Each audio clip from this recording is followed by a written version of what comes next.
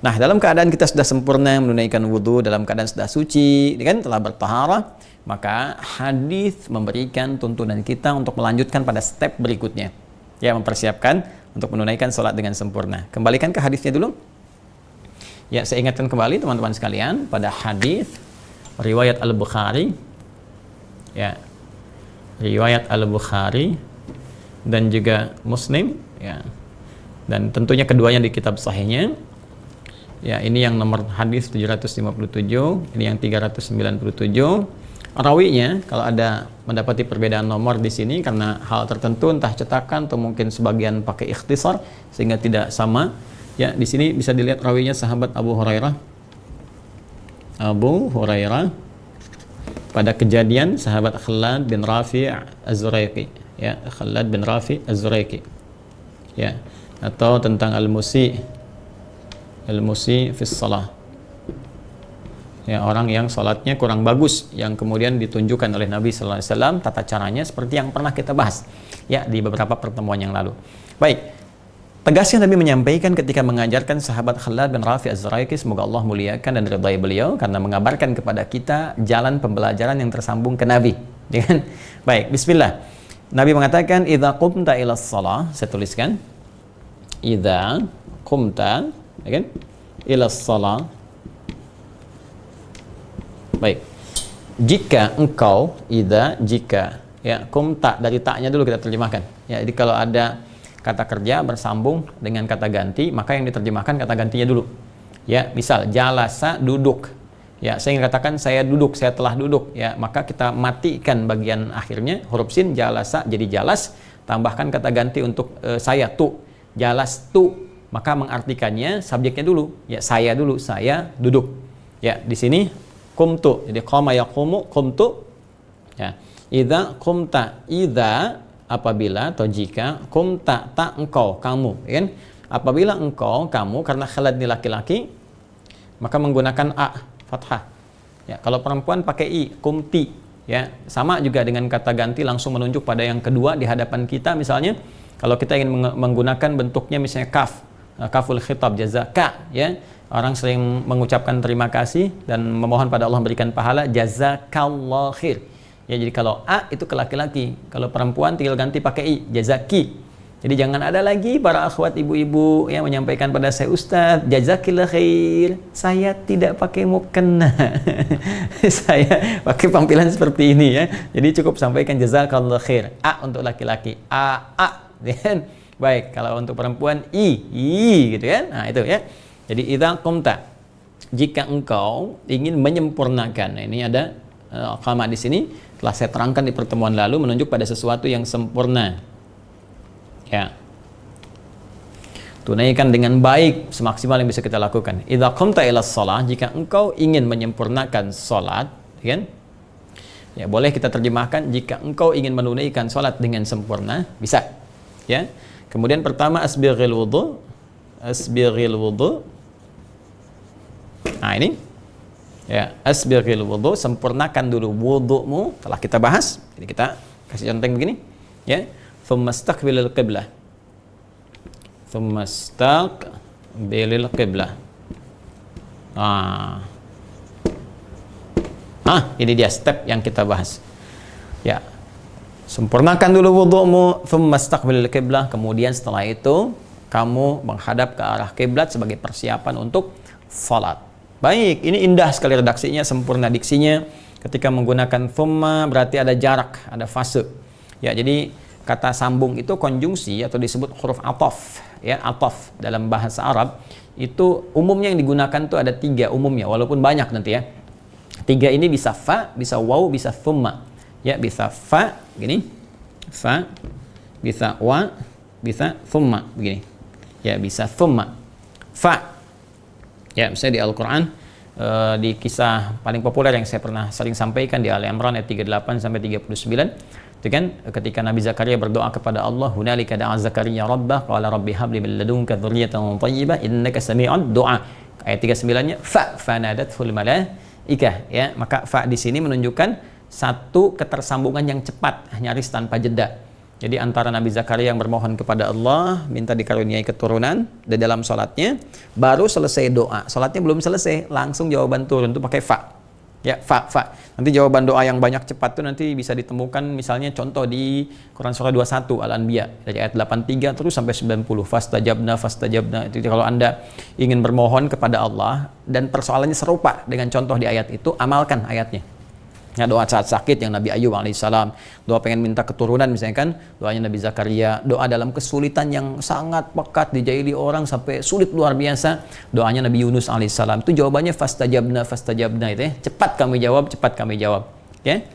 Nah, ini kalau wau ya, sesuatu yang berlangsung ya bisa ada jeda sedikit walaupun mungkin bersamaan tapi ada jedanya, tidak seperti fa. Di fa itu harfu atfin rabitin baina syai'aini bila hudud, jadi nyaris tanpa jeda. Kalau wau ada jeda sedikit, ya jeda sedikit. Ya boleh jadi kalau dalam pekerjaan bisa menunjuk pada asistensi, gitu kan? Atau menunjukkan hal yang tidak berbarengan, ada jedanya tapi berlangsung di pekerjaan yang sama. Contoh misalnya di Quran surah kedua Al-Baqarah di ayat yang 127, yang paling kiri sebelah atas. Itu tentang kisah Nabi Ibrahim yang sedang meninggikan bangunan Ka'bah yang hancur di masa Nabi Nuh alaihissalam, terkena banjir besar dan tersisa pondasi. Dalam bahasa Arab pondasi disebut qaidah, jamaknya qawaid, itu diminta ditinggikan. Tinggikan lagi itu rafa, kalau sedang ditinggikan yarfa. Nabi Ibrahim diperintahkan oleh Allah untuk meninggikan kembali bangunan ya pondasi Ka'bah. Maka difirmankan wa idz yarfa'u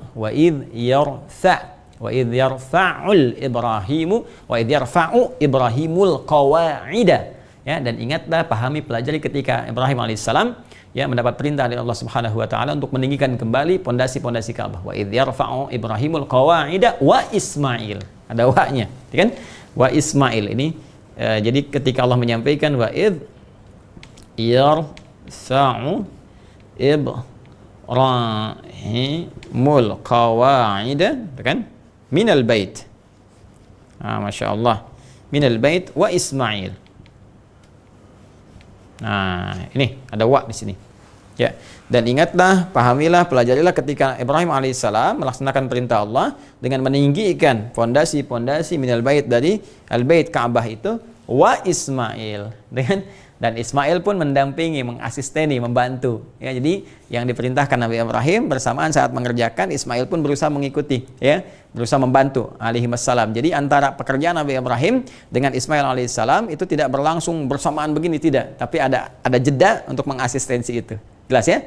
Baik, nanti kisahnya panjang lah supaya kita terlampau melebar. Nanti saat masuk kepada ayat ini dalam kajian tafsir atau konteks yang lain kita bisa jelaskan bagaimana nanti kisahnya ada makam Ibrahim, bagaimana kisahnya ada hijrah Ismail dan sebagainya dari peristiwa ini asalnya. Nah, kalau thumma ini jedanya agak lebih panjang, ya, untuk menunjukkan pekerjaan yang telah selesai di awal, tertib kemudian masuk kepada yang lain, atau pekerjaan yang sama tapi ada jeda yang cukup panjang, yang panjangnya melebihi yang wa ini, ya, jadi nggak langsung stepnya. Ya, seperti di sini. Ketika kita akan menunaikan sholat, berusaha dengan sempurna, maka kata Nabi asbiqil wudu, sempurnakan wudu dulu. Nah, ya kan, menyempurnakan wudu ada proses, kan? Ada proses. Jadi ketika wudunya telah selesai, jangan buru-buru, nggak pakai fa, jangan buru-buru langsung ngejar. Ya, ini pun hati-hati nih. Ya, nanti kita akan bahas spesifik lah terkait dengan setan. Setan ini memang harus kita spesifik bahas supaya kita bisa waspada. Ya, orang belajar fikih sholat, fikih tentang malaikat, paham tentang malaikat, tentang ini, tapi nggak pernah ada pembahasan misal fikih setan, ya, pemahaman tentang setan, fikih dalam konteks ini pemahaman. Jadi supaya kita ngerti ini di perbuatan ini ada setan menggoda nih, bagaimana cara menggodanya. Kalau kita tahu caranya, kita bisa menangkal atau bahkan menghindarinya. Ya, seperti setan menggoda orang wudhu, namanya walhan. Walhan itu yang sering bikin bisikan tuh, suruh buru-buru. Ya, Anda baru aja begini mau kumur-kumur kan, tiba kemudian imam misalnya udah siap, ada iqamat, Allahu Akbar, bisa cepat-cepat tuh, ya. Sedang puasa Ramadan baru kumur-kumur 3 kali, yang keluar 2, yang satu kemana tuh Joni? Gitu ya.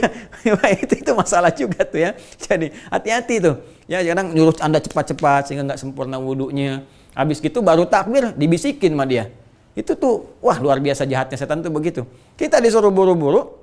Ya, begitu sudah selesai buru-burunya masuk bergabung, sap dibisikin sama dia, kamu nggak sempurna tadi wudunya, baru takbir, lihat gangguannya tuh, ya, itu gangguan yang ekstra yang sangat luar biasa gitu ya. Karena itu penting hadis ini memberikan isyarat, ini kerjakan dengan sempurna, ya, Kerjakan dengan sempurna asbiril wudu, asbagha yusbigu asbiril wudu. Sempurnakan dulu. Ya, baguskan. Setelah itu jangan buru-buru berdoa. Nggak apa-apa walaupun tidak iqamat, kita mau masuk saf, sempurnakan dulu yang baik. Ya, menghadap kiblat berdoa. Asyhadu an la ilaha illallah wa asyhadu anna Muhammadar Rasulullah sallallahu kan. Allahumma ij'alni minat tawwabin waj'alni minal mutatahhirin waj'alni min ibadikas salihin. Itu baru berjalan. Ya, baru kemudian stepnya dilanjutkan. Nah, ini faidahnya huruf ini. Jadi saya ingin sampaikan ini, kadang orang nggak semua ya, semua misalnya baca hadis atau baca dalam teks, apalagi juga di Al-Quran terjemahan, ini umumnya sekedar lewat gitu. Ya, semua diartikan kemudian aja, tapi kemudian ini nggak dibahas dalam konteks huruf makna, itu ada korelasi. Ya, jadi ini memberikan kesan kepada kita bahwa pekerjaan yang kita lakukan sebelum kita menyiapkan sholat menghadap kiblat, maka asbigul wudu ini harus disempurnakan dengan baik dulu, jangan buru-buru. Ya, jangan buru-buru ya. Ya, apa tuh bahasa Belandanya? Burung busuh ya. Buru-buru gitu ya, jadi rusuh ya. Nah, itu jadi siapkan dengan baik dulu ya untuk ke sini. Nah, kalau ini sudah beres, selesai, baru tsumastaqbilil qiblah. Kemudian dia berusaha untuk menghadap ke arah kiblat. Jadi ada aqbala, ada istaqbala. Ya, itu sama-sama menghadap, tapi istaqbala, itu lebih menunjukkan kepada usaha yang tidak mudah gitu. Kalau aqbala itu langsung ditemukan objeknya. Ya, al-yawm huwa yuqbiluni. Dia hari ini akan menemui saya, menghadap saya. Jadi objeknya sudah ditemukan saya. Ya, insyaallah al-yawm, insyaallah Sayyidi Ahmad sayuqbiluni. Insyaallah Tuhan Ahmad akan menghadap kepada saya, kan? Maka datang objeknya ada, sudah jelas. Ya, langsung berhadapan. Tapi kalau objeknya misalnya ya, bisa jadi jauh dari kita, tapi kita ingin mengarahkan kita supaya terhadap sejajar dengan itu, atau minimal kita mengarah ke situ, maka gunakan rumus ista di kaidah sarafnya, di gramatikal bahasa Arab. Jadi nanti ada nahwu, ada saraf, ada balaghah. Ya, nahwu ada turunan lagi, saraf ada 12 turunan lagi, kemudian balaghah ada 3 ya turunannya, ma'ani, bayan, dan badi'. Nah, ini di ilmu saraf nanti ada bagian tasrif itu yang menggunakan ista ya. Ista gini. Nah, ini tambahannya. Ini fa'ala. Ya kan? Ini rumus dasarnya. Rumus dasar yang 3 huruf tambah ista jadi istaf'ala yastaf'ilu. Ya, ini misalnya ghafara jadi istaghfara, hasuna jadi istahsana.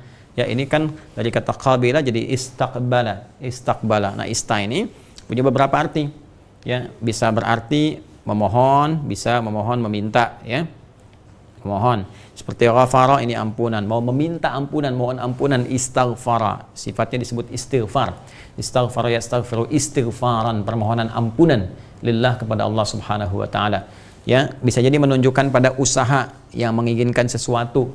Ya, usaha sungguh-sungguh untuk mendapatkan sesuatu. Seperti hasuna, baik, istahsana, ya berusaha menjadi baik. Ya, berusaha mendapatkan kebaikan.